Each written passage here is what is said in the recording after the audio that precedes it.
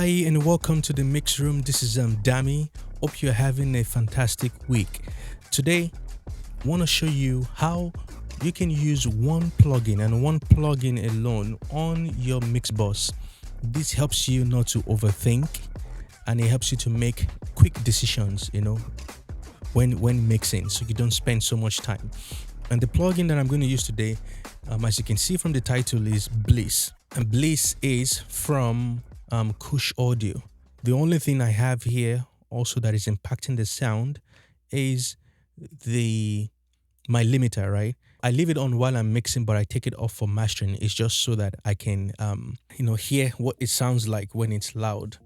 Now, this currently mimics something that I currently do, even though I mix hybrid, or when I mix hybrid, I should say, is I have an equalizer. My equalizer is the synth EQ. There's a compressor right here, and there's a saturation. My compressor is the Neve Particle 2, which most times I don't use because I'm using saturation, which is my Neve Orbit, right? And most times when I use saturation, I already have the glue that I'm looking for, so there's no need using a compressor. But sometimes you still need to use a compressor if you are looking for not just glue, but you're looking for vibe.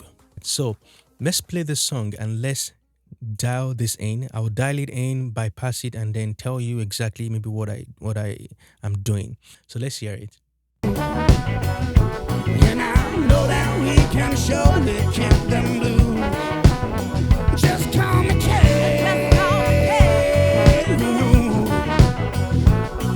I'm a supernatural, my superhuman, that's true. So pack your bag, lace up your shoes. We go. Okay, I haven't done anything, but one thing I must actually mention, I think this is key, is the Blyss is actually doing something even without doing anything in the plugin.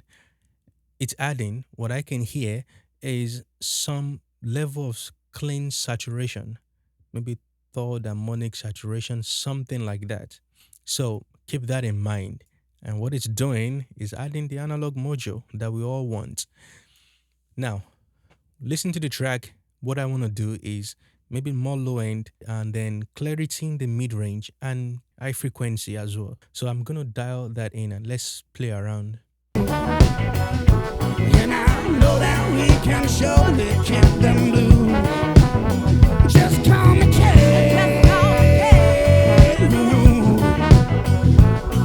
I'm a supernatural, my superhuman, that's true. So pack your bag, lace up your shoes. We're going hopping around from Maine to Timbuktu. And I know that we can surely keep them blue. Just call me K.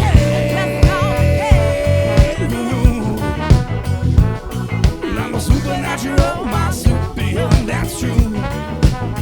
So pack your bag, lace up your shoes. We're going hopping around from Maine to Timbuktu. And I know that we can show. I like this. I'll talk about what I did here, but I love what this is doing, the 8K, especially the snare drum. You can hear it. It's clean and nice. And I know that we can surely keep them blue. Just call me K.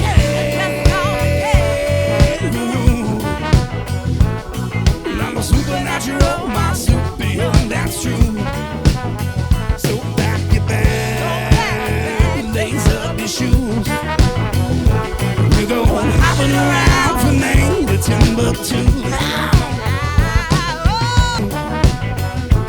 And I know that we can surely keep them blue. Just call me K.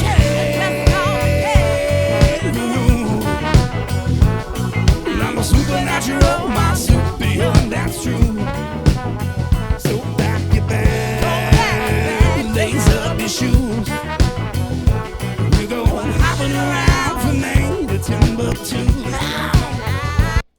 Okay, 40 seems to do something there that I here slightly because of my headphones. I think I can hear that low. 80 is bringing up a lot of the bass frequencies out and giving us that kind of just nice bump in the low end.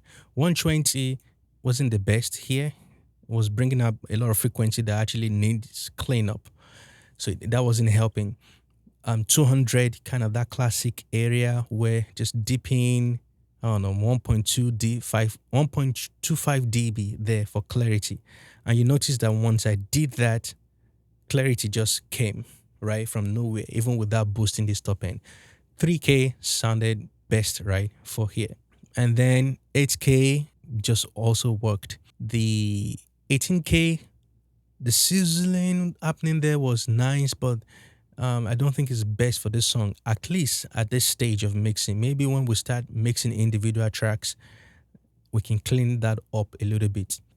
Also, something I can add is your low pass filter. I do this a lot, especially in mastering, to clean out some of those sizzle in the top end that isn't adding anything useful to the song. And I didn't play around with the low pass filter. Let's try that out. Let's see. And I know that we can surely keep them blue. Just call me K.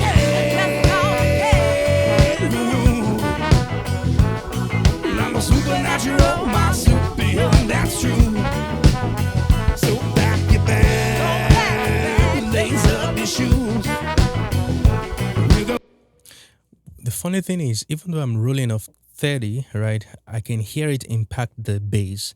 The bass volume drops out for some reason. So I'll keep that off right now.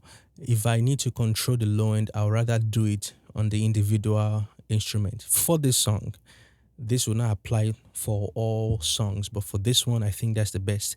And also, one thing to mention is when I use the low pass filter, when you use that, it actually brings more clarity and focus to your mix. So now let's try the compressor side out.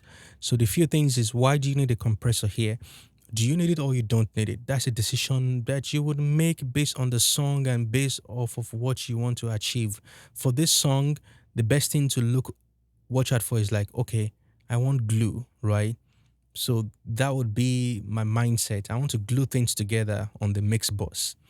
Meaning drums and bass and vocals, everything is kind of like one, like I'm in a room recording this. That's kind of what I want to get. And let's see if this compressor can actually achieve that for us. And I know that we can surely keep them blue. Just call me K.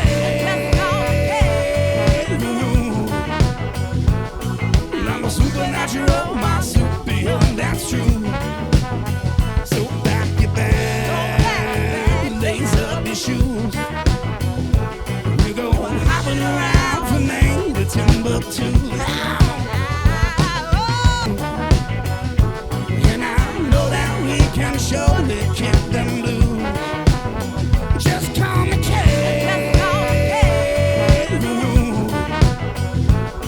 I'm a supernatural, my superhuman, that's true. So pack your bag, lace up your shoes.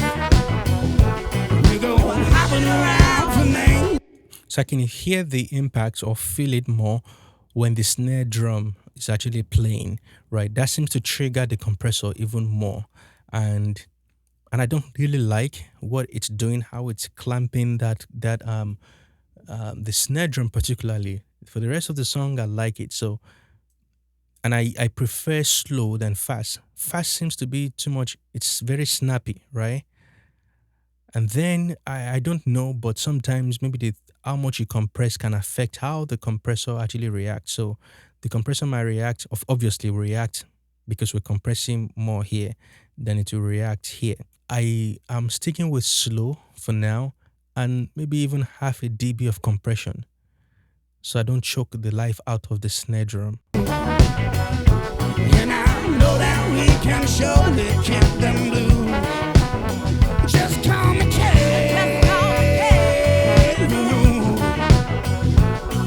I'm a supernatural, my superhuman, that's true.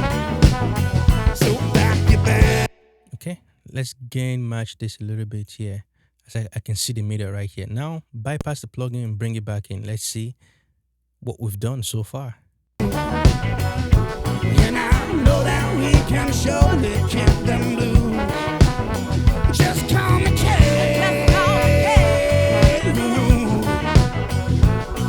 I'm a supernatural, my superhuman, that's true. So pack your bag, lace up your shoes. We're going hopping around from Maine to Timbuktu. Awesome, right? Just one plugin on your mix bus. Vocal is clear and upfront, and the cymbals and the guitars pan to the right or left is also kind of really, we've pushed them forward. So that's the power of just one plugin, and especially in this case, the Blyss plugin. Not only is the saturation good, or does it sound analog, but the EQs are fantastic on here. The compressors are good too. Well, the compressor is good. So that is that, man. I hope this video about Kush was helpful. If you want to learn more, maybe in details of how to use this plugin, I will link a video right here so you can just watch it out. I did a review about Blyss. I just think it's a fantastic plugin if you're mixing in the box especially and you want that analog sound. This is how you can get it, and you can use this on individual tracks as well. You don't need to stick to just the mix bus. All right, thank you so much and have a wonderful time recording and mixing. Bye for now.